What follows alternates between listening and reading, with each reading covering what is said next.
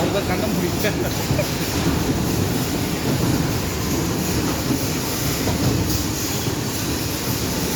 ஐயோ இட்டா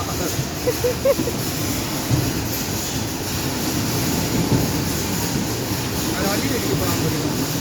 டேய் ஒழுங்கா புட்டா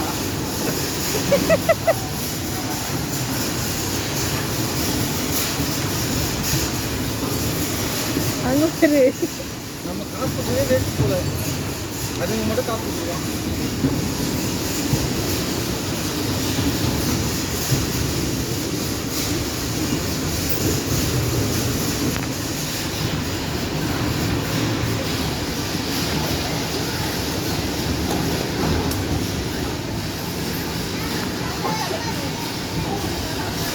நிறைய அவதான்